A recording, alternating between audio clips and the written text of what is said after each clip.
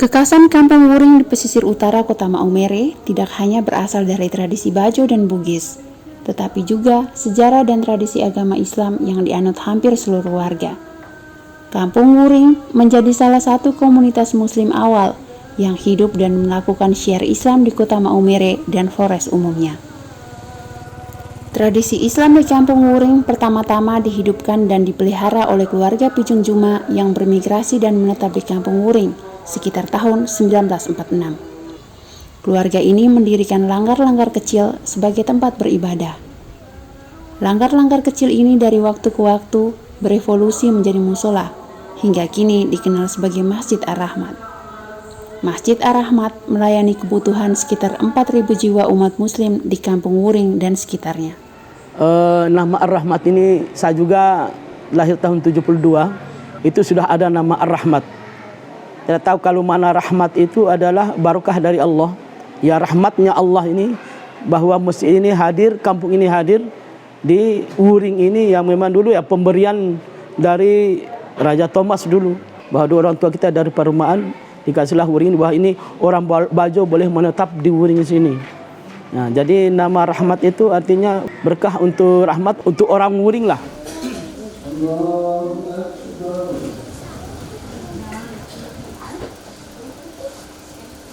Awal mulanya penduduk Wuring khususnya yang di lingkungan tengah ini yang pertama mendiami Kampung Wuring.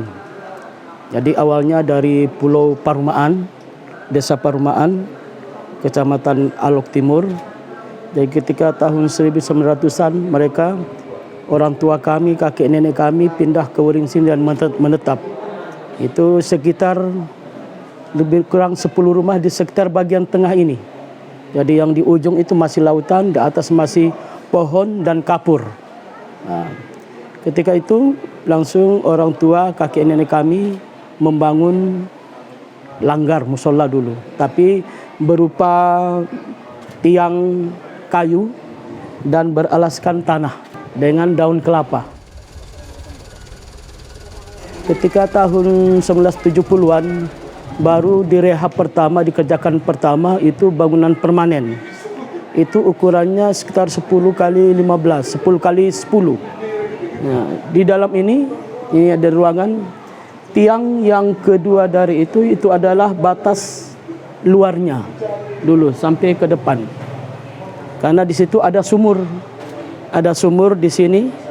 Itu tempat ambil air wudhu, bahkan tempat untuk cuci orang Wuring sekitar sini. Karena dulu mata air hampir tidak ada. Mata air untuk minum itu diambil dari bebeng.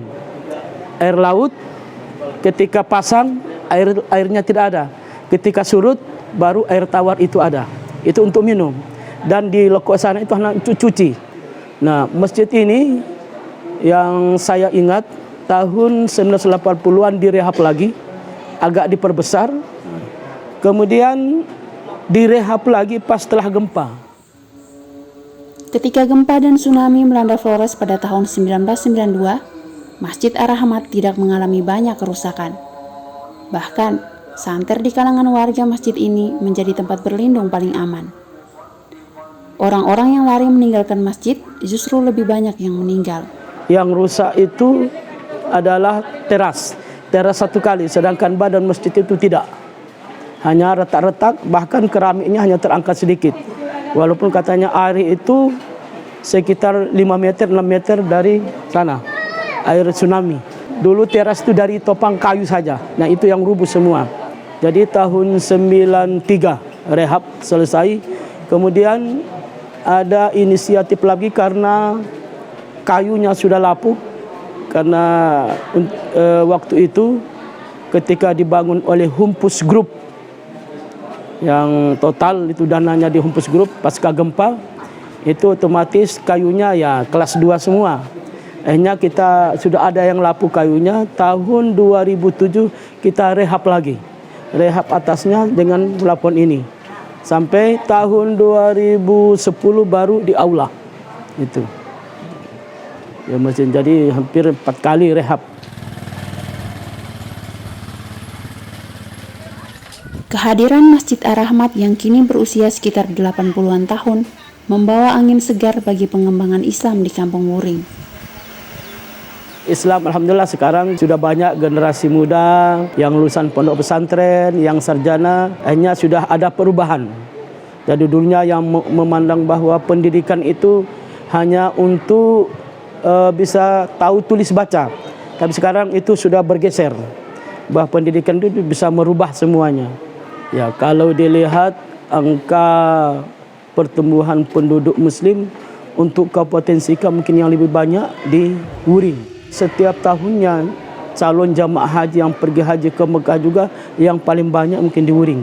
Ya, berdasarkan keyakinan pemahaman dari kita, dari orang Wuring, orang Bajo, rumahnya jangan diperbaiki, yang penting pergi ke tanah Situjunu untuk menunaikan rukun Islam yang kelima.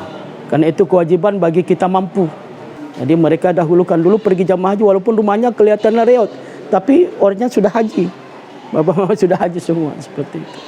Masjid Ar-Rahmat pun tidak hanya menjadi tempat sembahyang, tetapi juga tempat warga Kampung Wuring melakukan beragam aktivitas sosial dan budaya. Maju dan membanggakan. Itu adalah bentuk Kampung kalau tidak ada masjidnya itu, ya bukan, mungkin orang bilang bukan orang Islam. Di mana di dalam Islam kalau sudah ada warganya muslimnya, ada yang mengatakan 40 harus dirikan masjid untuk melaksanakan sholat Jumat. Itu bagian kewajiban. Jadi masjid itu bukan hanya tempat kita ibadah mahdoh, ibadah ritual saja, tetapi di dalamnya ritual tentang kesehatan juga ada di sini. Dulu kami ketika pendidikan juga pernah di sini. Ketika sekolah madrasah direhab, kami buat ini ruangan kelas untuk pendidikan. Walaupun hari biasa juga pendidikan TPQ, pembelajaran agama juga ada, tetap ada. Di samping masalah sosial atau ada kegiatan dari kelurahan, dari pemerintah daerah mengumpulkan masyarakat, tempat itu hanya di sini. Selain Masjid Ar-Rahmat yang berlokasi di Kampung Tengah, terdapat pula Masjid Apung di Kampung Ujung. Nama Masjid Apung ini begitu familiar karena fondasinya dibangun di dalam perairan dangkal seperti umumnya rumah-rumah apung suku Bajo. Awalnya berbahan dasar kayu dan bambu. Namun, karena berisiko rusak setiap musim barat tiba, masjid ini diusahakan didirikan secara permanen atas dasar swadaya masyarakat beberapa RT di Kampung Wuring. Dana terbesar pembangunan Masjid Ujung berasal dari kapal-kapal penangkap ikan atau yang lebih akrab dikenal dengan istilah lempara. Masjid Terapung didirikan pada tahun 2011 awal. Itu tempatnya bukan di sini, agak ke laut lagi sedikit.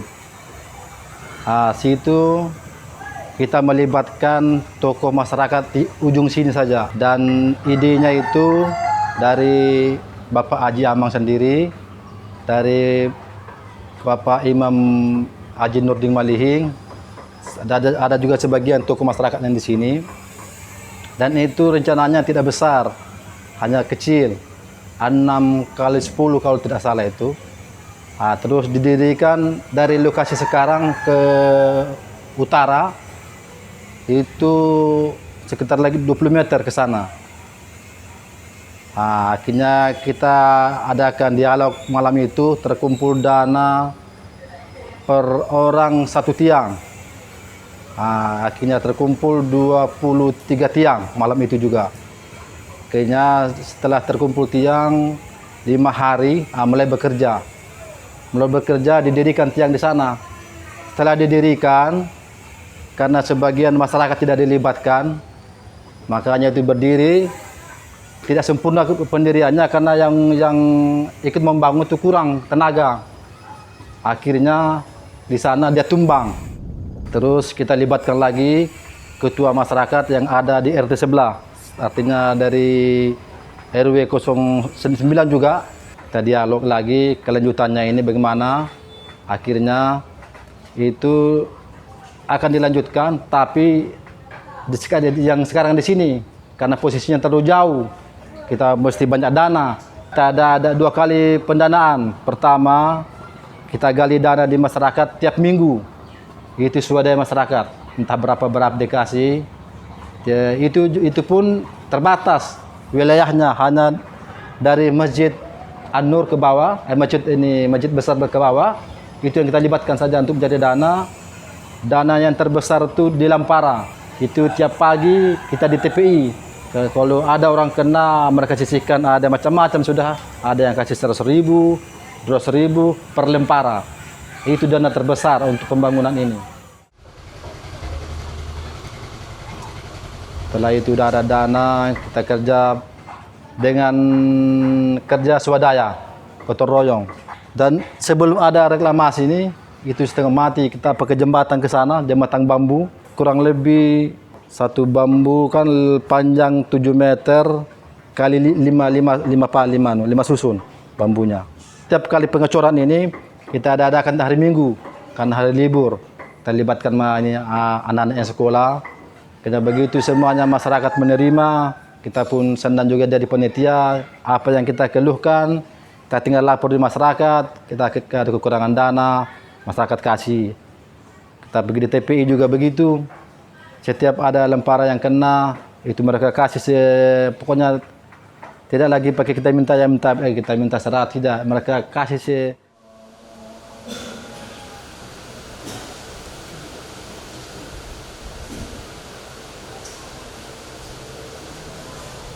area badan ini luasnya 10 kali 10, dari tiang penyangga ada 4. Kalau tiang penyangga ini 4, unsurnya itu 4 sahabat Nabi, Abu Bakar, Umar, Utsman, Ali. Terus ke depan sana, terus ini kaligrafi lafaz Rasulullah Muhammad SAW. Terus masuk ke tempat imam. Habis ini dipakai kecuali waktu bulan puasa, karena di sini belum diadakan Jumatan, hanya sholat waktu saja. Hanya kalau yang ini dipakai waktu bulan puasa. Terus ke sana lebih ada lambang tulisan Allah sana. Terus yang lebih uniknya lagi, di bagian tiang dasar di bawah itu ada 99 tiang semuanya. Itu melambangkan itu nama Asmaul Husna, nama Allah, khususnya kami agama Muslim. Ke teras sana, kalau terasnya keliling 17 kali 20. Lebar 17, panjang 20. Kalau ini ada kamar sedikit untuk anak-anak yang biasa nongkrong di sini menunggu waktu, termasuk sekarang ini anak-anak sekolah. Nah, mereka nongkrongnya di sini. Kamar di belakang. Entah ke teras itu. Paling ke bidah itu. Kamar tuh. Nah, ini rencana yang akan dibangun nanti. Teras ini lebar 6,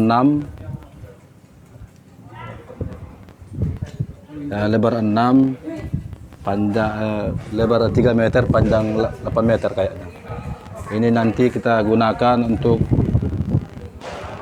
gudang, terus di sekatnya tempat penjaga masjid nanti yang di sebelah sini.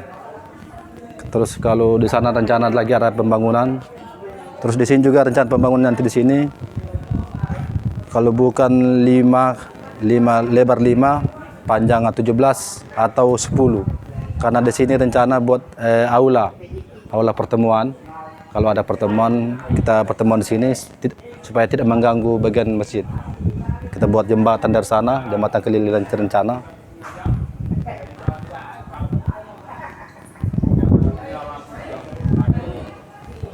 Nah, terus di sana ada WC dengan ada 2 WC, satu untuk WC perempuan, satu untuk WC laki-laki, dengan kaligrafi yang dibuat oleh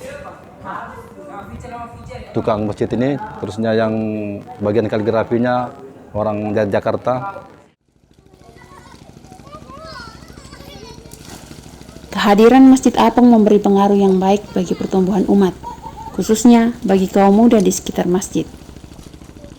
Sebelum ada musola itu Di sini anak muda itu kegiatannya kurang. Kedua, mereka merajalela minum khamar. Kita sudah lapor juga ke pihak kepolisian untuk pembasmian masalah minuman, sia-sia juga. Akhirnya saya termasuk inisiatif orang tua, kita buat ini musola. Setelah ini alhamdulillah banyak perubahan. Setiap ada kegiatan di Masjid Terapung ini, kita libatkan mereka. Awalnya mereka tidak mau, akhirnya setelah mau, mereka juga mulai masuk sambil sholatnya, sembahyangnya juga meskipun bolong-bolong, tapi mereka sudah mulai terlibat dalam kegiatan masjid. Hamarnya mulai berkurang. Yang ribut-ribut di jalan juga sering berkurang, karena kita saling kita tegur, daripada kalian nongkrong di jalan, lebih baik kalian ke masjid saja. Bahkan orang-orang tua yang pergi ke masjid atas agak jauh, mereka senang karena di sini agak dekat. Orang masjid ini kegiatannya banyak, ada juga mereka sering di sini sapu-sapu, jaga kebersihan WC, jaga kebersihan dalam. Dari MA Muhammadiyah Nangahure. Sekali lagi ya, kami dari panitia, kita mau acara ini. Selain melalui masjid, nilai-nilai Islam pun ditanamkan kepada masyarakat lewat pendidikan formal. Beberapa sekolah di Wuring bercorak Islam dengan penekanan pada agama Islam yang kuat. Madrasah itu mungkin lebih daripada sekolah dasar. Ketika di sekolah dasar, mata pelajaran umumnya agamanya itu hanya 2 jam dalam seminggu. Tetapi kalau di madrasah itu 5 jam, 5 mata pelajaran, 10 jam dalam seminggu. Kalau madrasah tidak kurang untuk mata pelajaran umumnya, tetapi lebih dari mata pelajaran agama Islamnya. Makanya kita selalu mengkampanyekan kepada orang tua, tapi tidak gampang juga. Saya itu ke rumah door to door, menyampaikan pada orang tua bagaimana kita masukkan ke madrasah. Minimal supaya, karena mungkin orang tua di rumah tidak mendidik agamanya, di sekolah ini bisa mendidik agama. Terutama baca tulis Quran. Karena kalau kita di sekolah umum, mata pelajaran hanya 2 jam, bagaimana bisa anak-anak bisa mengerti dengan agama yang ia anut. Jadi madrasah ini sangat membantu. Alhamdulillah sekarang mungkin untuk di NTT, bahkan mungkin ya di Maumere, siswa yang paling banyak di Miss Muhammadiyah Wuring. Tujuan kami adalah bagaimana anak ini program wajar 9 tahun, wajib belajar 9 tahun harus sekolah. Jangan sampai ada anak Wuring yang buta huruf, buta aksara. Makanya sampaikan kita harus ada kebijakan. Walaupun orang tuanya tidak mampu, walaupun tidak ada akte kelahiran dan lain sebagainya, ke sekolah dulu. Sekolah dulu yang penting. Pendidikan Islam ini seiring sejalan dengan usaha-usaha pengembangan toleransi di Kabupaten Sika. Toleransi itu berlangsung dalam berbagai dimensi, entah hubungan adat dan agama di kalangan Muslim Bajo, maupun dalam relasi dengan warga di luar Kampung Wuring. Tradisi Islam yang demikian kental diharapkan mampu membendung pengaruh-pengaruh dari luar yang berinteraksi dengan Kampung Wuring. Salah satu yang paling aktual adalah gagasan mengenai Kampung Wuring sebagai destinasi wisata baru di Kabupaten Sika. Islam dengan Bajo tidak bisa terpisahkan. Jadi budaya dan agama itu tidak terpisahkan, hanya bagaimana budaya suku Bajo ini yang mungkin bertentangan dengan agama itu kita tiadakan. Karena ada istilah di dalam Islam itu mensyarikatkan Tuhan. Ketika ada budaya-budaya yang dianggap menyekutukan Tuhan, nah itu walaupun ada sebagian kecil juga masih memahami, masih memegang teguh keyakinan seperti itu. Tapi lambat laun dengan kemajuan zaman, mungkin sekarang kita mendengar informasi agama sekarang sudah tidak tabu lagi. Lewat gadget, lewat HP, di mana saja tempat kita bisa lihat informasi tentang agama. Pola pikir masyarakat, pengetahuan tentang agama itu semakin maju, semakin bagus. Karena ini ada khasnya kebajoan, karena ini terletaknya di laut. Artinya dia bukan di laut tapi di pinggir laut, sehingga kita namakan Masjid Terapung. Jadi masyarakat juga menyambut sangat baik nama itu Masjid Terapung. Setiap kita berbuat, kita langsung dengan ketua adat orang Bajo.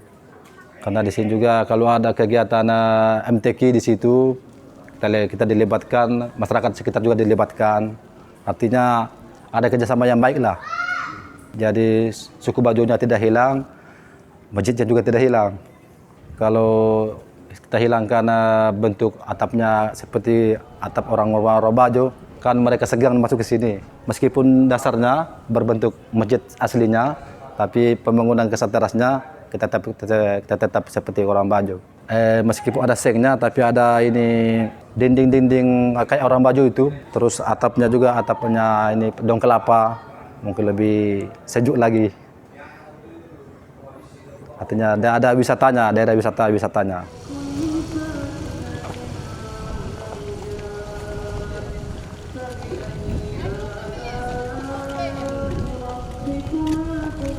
Kalau Uring memang sudah dicanangkan menjadi daerah kampung wisata.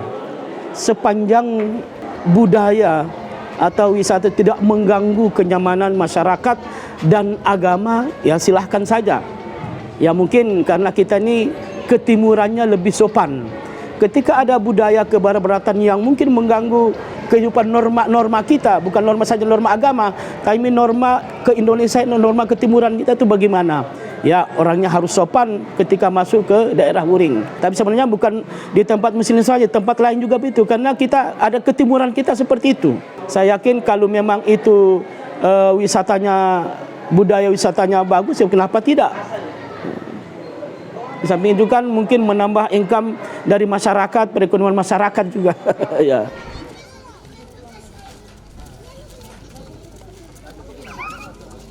Yang dikeluhkan itu oleh wisata itu kotornya di sini. Karena di sini kan artinya maklumlah orang Bajo itu tempat sampahnya sembarang tempat. Mereka tidak perhatikan tempat sampah. Mereka buang sembarang tempat, itu yang kekurangan di sini. Artinya dari pihak wisata harus rajin-rajin ke sini memberi sosialisasi ya, pada kita di sini. Sehingga wisata juga senang ke sini kalau daerahnya bersih. Rumah aslinya tidak hilang, ya bentuknya rumah terapung. Itu yang kayaknya turis sangat menarik melihat itu.